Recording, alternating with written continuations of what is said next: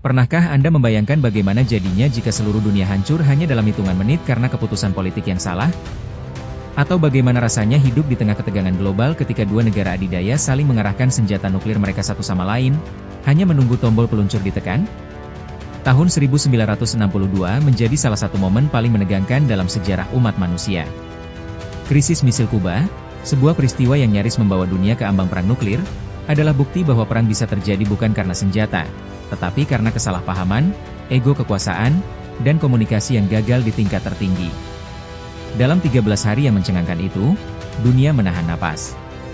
Satu langkah salah, satu perintah ceroboh, atau bahkan satu peluncuran rudal yang tidak disengaja, bisa berarti akhir bagi peradaban manusia seperti yang kita kenal.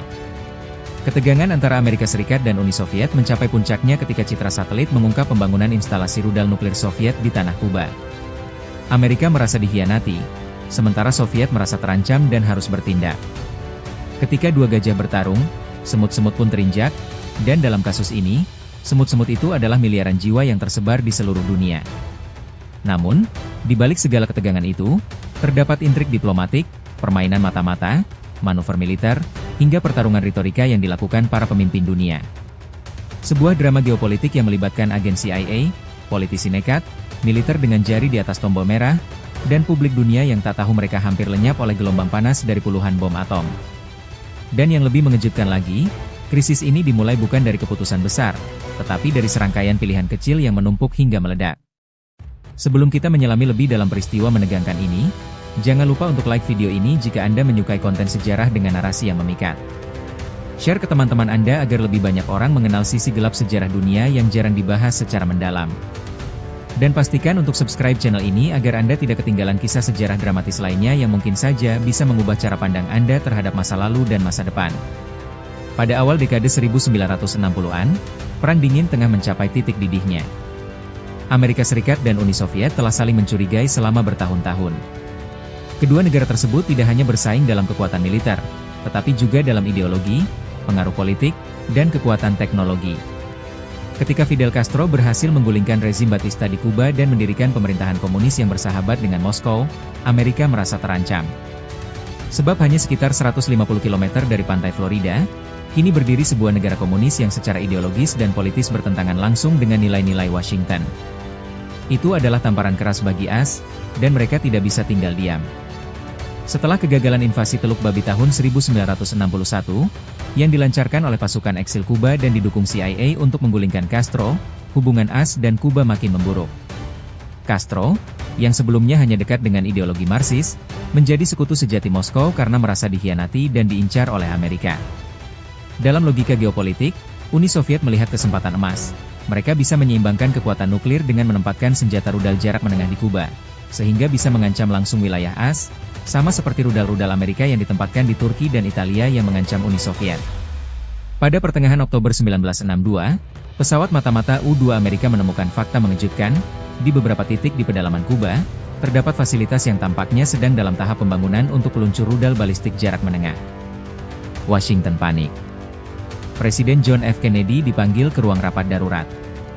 Bersama para penasihatnya, termasuk saudara kandungnya Robert F. Kennedy dan Kepala Staf Gabungan, mereka mulai memetakan skenario terburuk, serangan rudal ke daratan AS yang bisa menewaskan jutaan jiwa hanya dalam waktu beberapa menit setelah peluncuran. Reaksi pertama AS bukanlah perang terbuka, tetapi blokade. Atau dalam istilah diplomatik, karantina militer. Kapal-kapal Angkatan Laut AS dikerahkan ke Karibia untuk mencegah kapal Soviet membawa lebih banyak senjata ke Kuba. Ini adalah manuver yang sangat berisiko. Setiap kapal Soviet yang mencoba menembus blokade bisa dianggap sebagai tindakan permusuhan, dan begitu satu peluru ditembakkan, maka seluruh dunia bisa terseret dalam perang nuklir yang tidak akan mengenal pemenang. Kedua negara kemudian terlibat dalam permainan tegangan berbahaya. Saling mengirim pesan, saling menyampaikan peringatan, tapi juga saling menjaga gengsi dan martabat negara. Kennedy berpidato di televisi, menyampaikan kepada rakyat Amerika dan dunia bahwa AS tidak akan tinggal diam menghadapi ancaman rudal nuklir di Kuba. Dunia menyaksikan dengan cemas. Negara-negara di Eropa bersiap menghadapi kemungkinan perang global.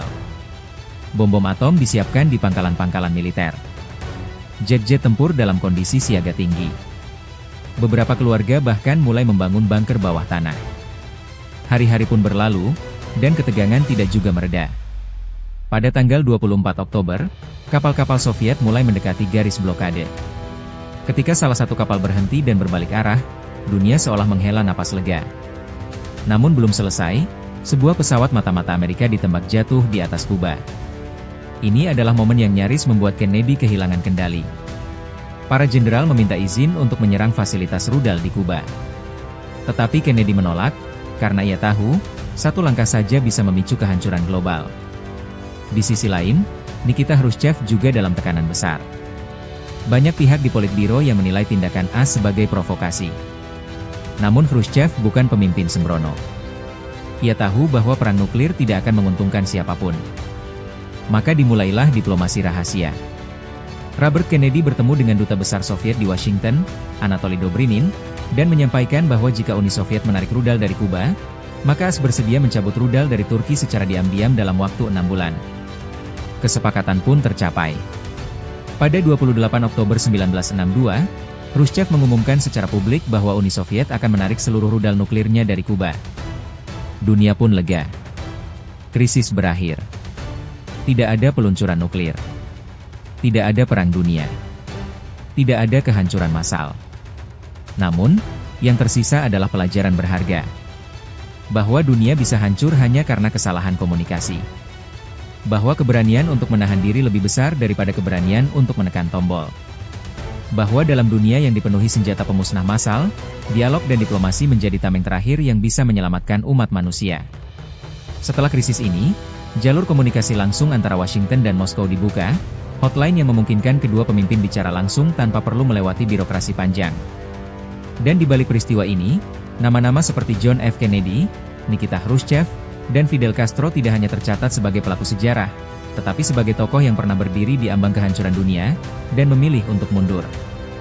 Krisis misil Kuba bukan sekadar kisah sejarah. Ia adalah peringatan abadi tentang betapa rapuhnya kedamaian dunia. Tentang bagaimana kekuasaan bisa menjadi pisau bermata dua, dan bahwa dalam politik global, tidak ada tempat untuk kesombongan yang membutakan. Karena ketika ego lebih besar dari akal sehat, maka dunia ini bisa musnah, hanya dalam hitungan menit. Terima kasih sudah menonton. Temukan video menarik lainnya di playlist channel kami.